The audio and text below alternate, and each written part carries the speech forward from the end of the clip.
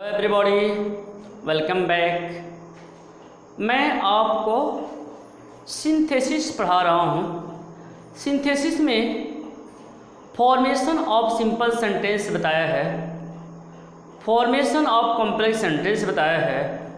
आज मैं आपको फॉर्मेशन ऑफ कंपाउंड सेंटेंस बताने चल रहा हूँ। देखिए, synthesis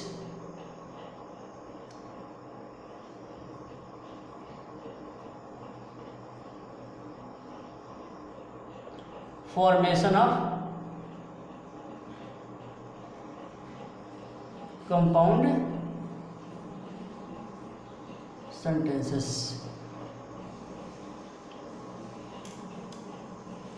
formation of compound sentences.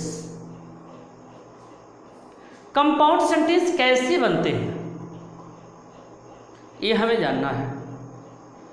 दो या दो से अधिक वाक्यों को मिलाकर, या आप ऐसे कहिए दो या दो से अधिक सिंपल सेंटेंसेस को मिलाकर एक कंपाउंड सेंटेंस बनाया जाता है। ठीक, तो कंपाउंड सेंटेंस के कुछ कंडीशंस होते हैं, और कंडीशंस क्या है कि जो कंपाउंड सेंटेंस होता है यह कोऑर्डिनेटिंग कंजंक्शन का प्रयोग करके बनता है, या कोऑर्डिनेट कंजंक्शन का प्रयोग करके बनता है। देखिए, coordinate conjunction,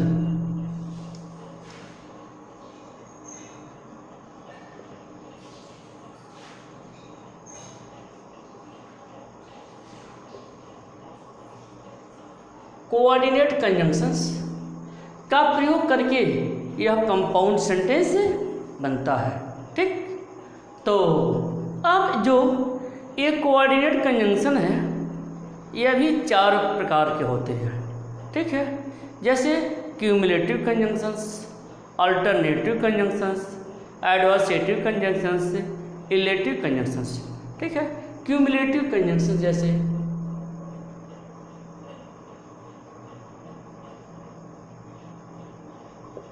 cumulative conjunctions,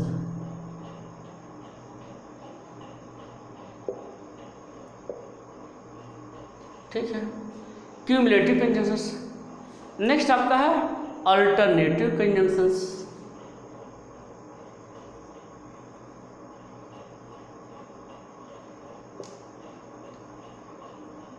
alternative conjunctions. Next देखते हैं, नेक्स्ट आपका है एडवर्सेटिव कंजंक्शन, और उसके बाद illative conjunctions.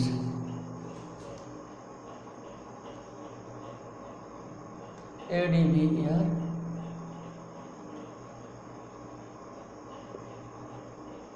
Adversative conditions,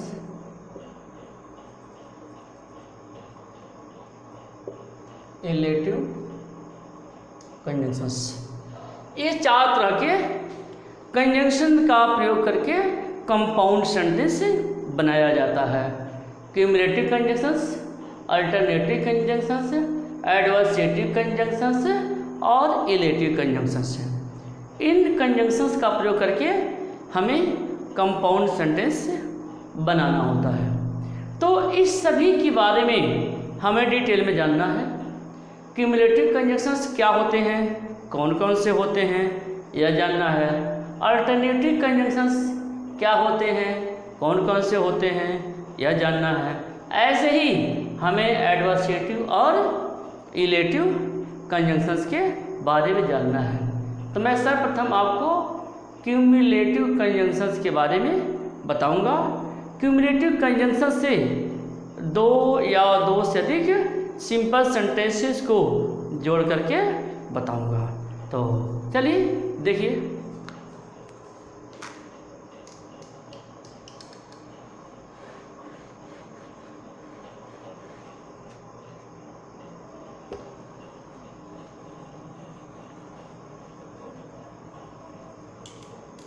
number first,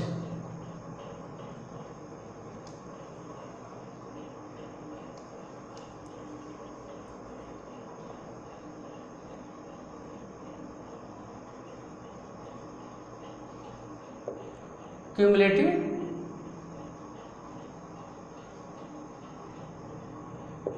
conjunctions. Cumulative conjunctions को हम कहते हैं साधारण संयोजक।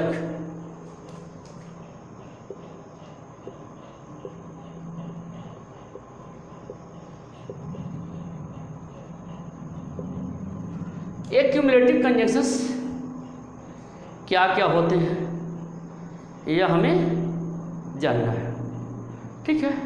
क्यूमुलेटिव कंजंक्शंस में जैसे and, as well as, both and, not only but also. देखिए and, as well as, both and, not only but also, यह आपके क्यूमुलेटिव कंजंक्शंस हैं। And, as well as, both and, not only but also cumulative conjunctions हैं। अब आप से पूछा जाता है कि क्यूमुलेटिव कंजंक्शंस क्या होते हैं, तो आप सीधे सीधे बता देते हैं कि and, as well as, both and, not only but also, ये आप बता देते हैं। ऐसे उन कंजंक्शंस के नाम बताते हैं, किसे कहते हैं यह आप नहीं बताते हैं क्योंकि आप समझते ही नहीं हैं। तो जैसे निरंतरता, कॉन्टिन्यूटी का भाव प्रकट करने के लिए हम इस कंजंक्शंस का प्रयोग करते हैं। निरंतरता, कॉन्टिन्यूटी को प्रकट करने के लिए नॉर्मल, साधारण कंडीशन में इसका प्रयोग होता है, ठीक है। आप यूँ कह सकते हैं कि जो कंजंक्शन केवल एक कथन को दूसरे वाक्य से जोड़ते हैं, ठीक है। जो कंजंक्शन केवल एक कथन को दूसरे वाक्य से जोड़ते हैं उन्हें क्यूमुलेटिव कंजंक्शन कहते हैं। क्लियर? बात समझ में आ गई होगी। चलिए अब मैं आपको एग्जाम्पल के माध्यम से इसे समझाता हूँ, ठीक है। जैसे I saw my friend, I gave him a watch.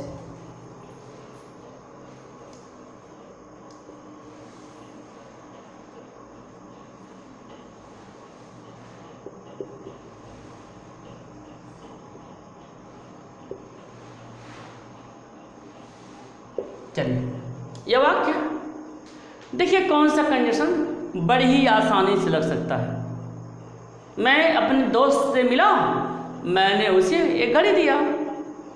कितना सिंपल सेंटेंस है। मैंने अपने दोस्त से मिला और उसे एक घड़ी दिया, बन जाएगा। आई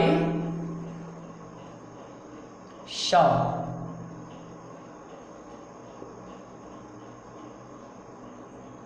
my friend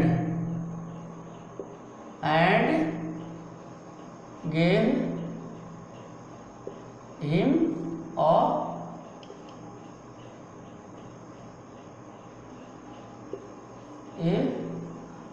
watch. I saw my friend, I gave him a watch. I saw my friend and gave him a watch. ऐसे जुड़ गया, ठीक है। चलिए एक सेंटेंस और देखते हैं। He is intelligent, he is diligent.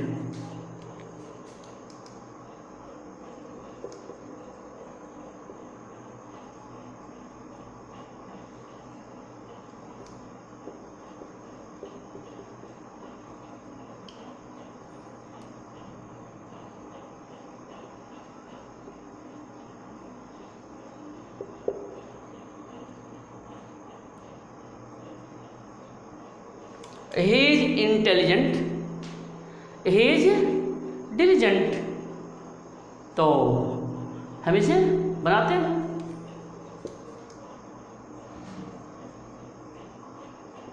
He is both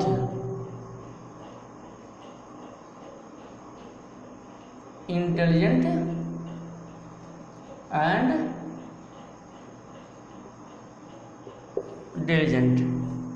He is both intelligent and diligent.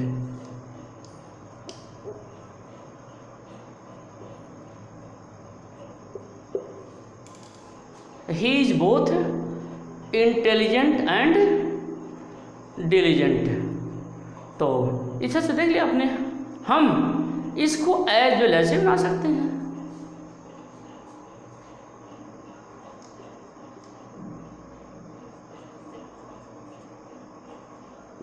He is intelligent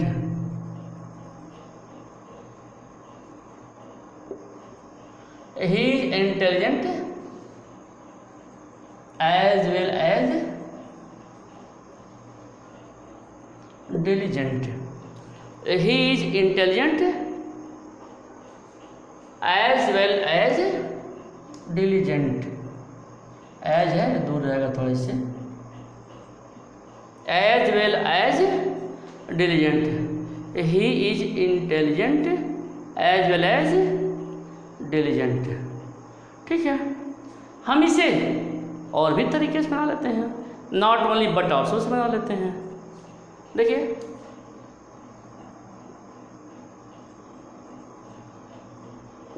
he is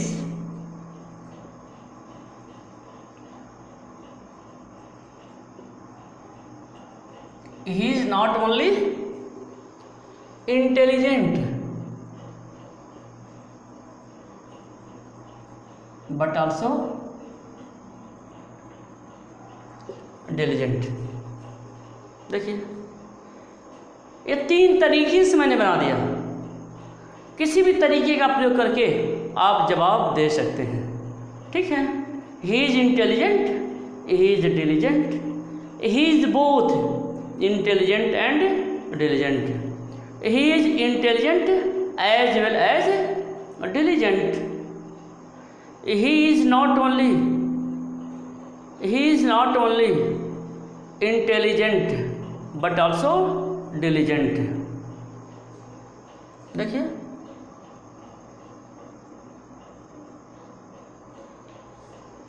he is not only intelligent but also diligent.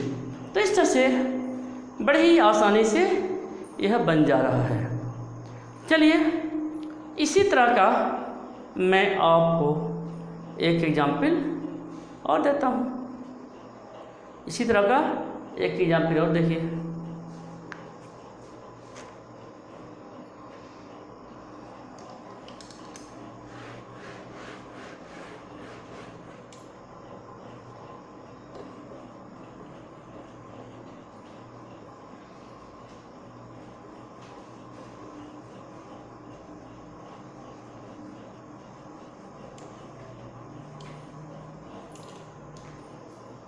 चलिए नेक्स्ट एग्जाम्पल लेते हैं। जैसे the naughty boy was punished, he was turned out of the class.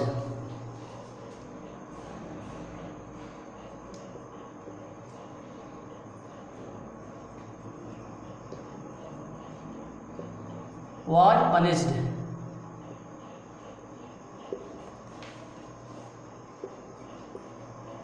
He was turned of the class. यह question है। हम अधिक से अधिक कंजंक्शन का प्रयोग करके बनाएंगे ताकि आपको जो है अच्छी तरह से समझ में आ जाएगा। किसी भी कंजंक्शन का प्रयोग करके आप इसका जो है हल निकाल सकते हैं। ठीक है, चलिए पहले मैंड से जाते हैं।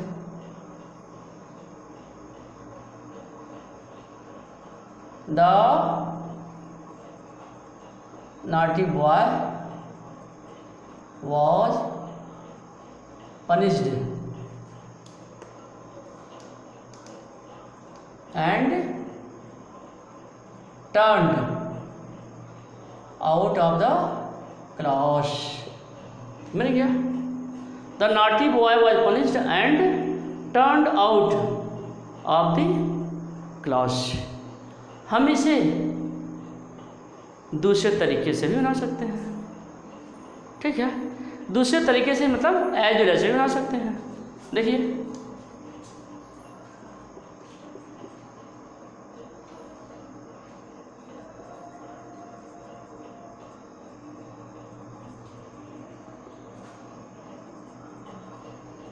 The naughty boy was punished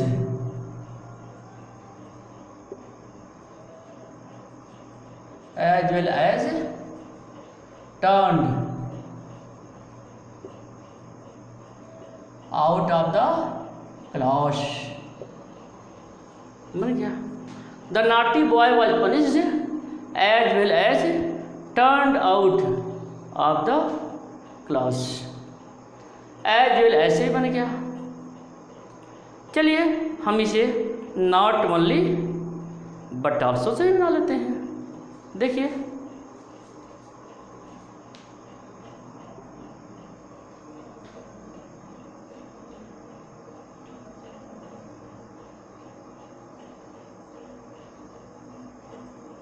the naughty boy was not only punished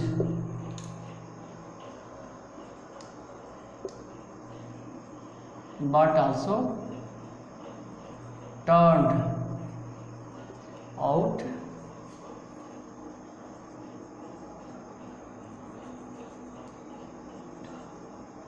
of the class. तो इस तरह से आपने देख लिया, the naughty boy was punished as well as turned out of the class. The naughty boy was not only punished but also turned out of the class. इस तरह से जो है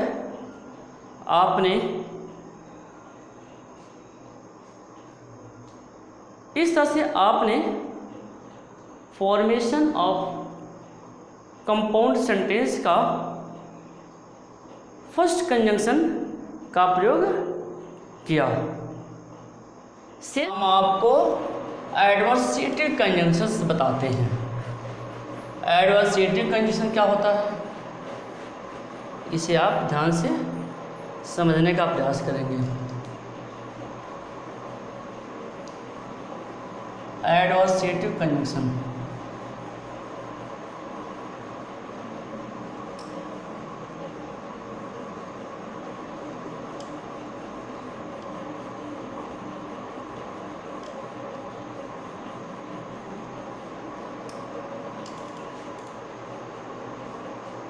चलिए, एडवर्सेटिव कंजंक्शन क्या होता है?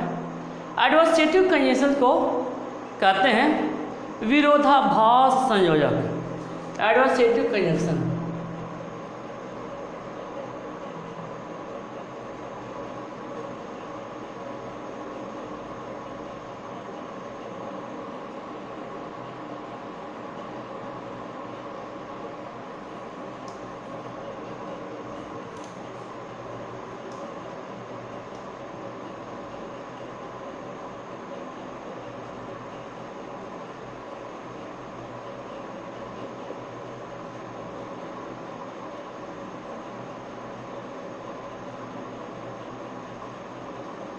चलिए, विरोधाभास संयोजक मतलब ऐसे कंजंक्शन जो विरोधी वाक्यों को जोड़े।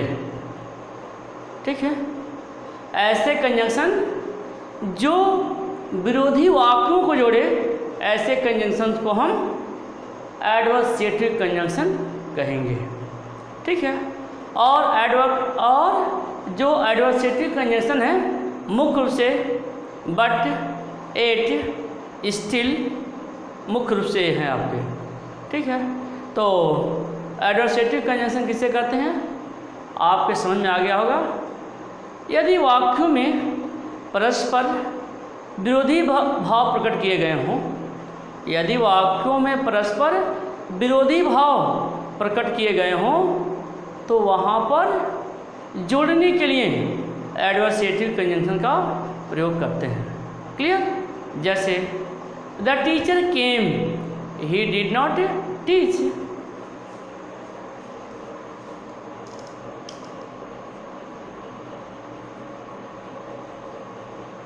The teacher came,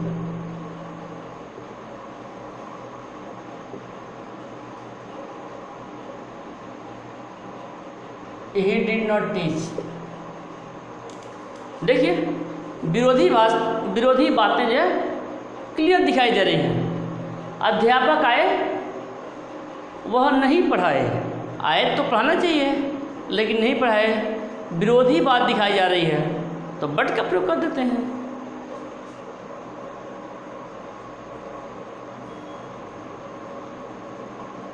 the teacher came but he did not teach. यह बन गया आपका।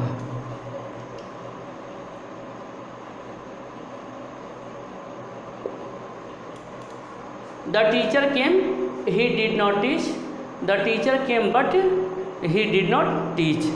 यह आपका कंपाउंड सेंटेंस बन गया क्योंकि यह कोऑर्डिनेटिंग कंजंक्शन बट से जुड़ा हुआ है। ठीक है, चलिए नेक्स्ट सेंटेंस देखते हैं। जैसे he failed, he did not lose courage.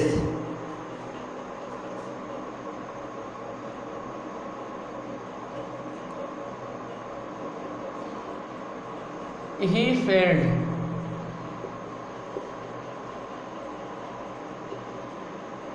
he did not lose courage। चलिए यह भी विरोधी सेंटेंस है। हम यहाँ पर बट का भी प्रयोग कर सकते हैं, एट का प्रयोग कर सकते हैं, स्टिल का प्रयोग कर सकते हैं, सभी से बन जाएगा। बट एट स्टिल में कोई ज़्यादा डिफरेंट नहीं है, प्रायः सभी सेंटेंस इन सभी कंजंक्शन से बन जाएंगे। ठीक है, तो चलिए हम इसे जो है 8 से बताते हैं।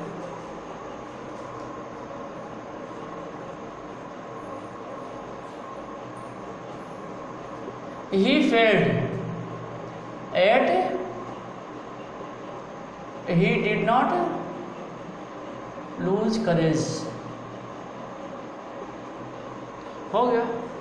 He failed at, he did not lose courage।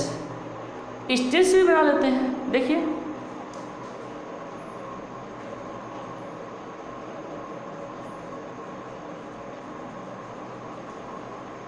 he failed still, he did not lose courage। ऐसे बन गया। दोनों तरीके में से किसी से भी जो है यह बन जाएगा। चलिए एक सेंटेंस और देख लेते हैं।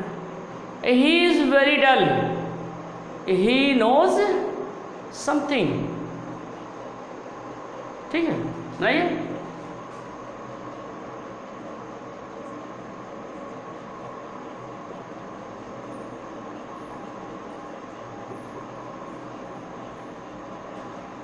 He knows something।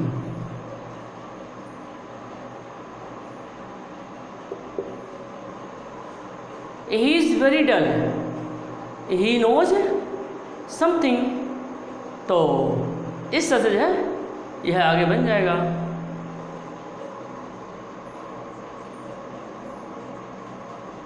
He is very dull, he is very dull, but he knows something. इस तरह से आपने कोऑर्डिनेटिंग कंजंक्शन के बारे में समझ लिया। कोऑर्डिनेटिंग कंजंक्शन के अंतर्गत आपने इस एडवर्सेटिव कंजंक्शन को भी देख लिया। विरोधाभास संयोजक को आपने देखा, जिसमें सेंटेंसेस बड़ी आसानी से जुड़ते चले जा रहे हैं। तो इस तरह से यह एडवर्सेटिव कंजंक्शन आपने देखा। नेक्स्ट कंजंक्शन को नेक्स्ट डे। ओके।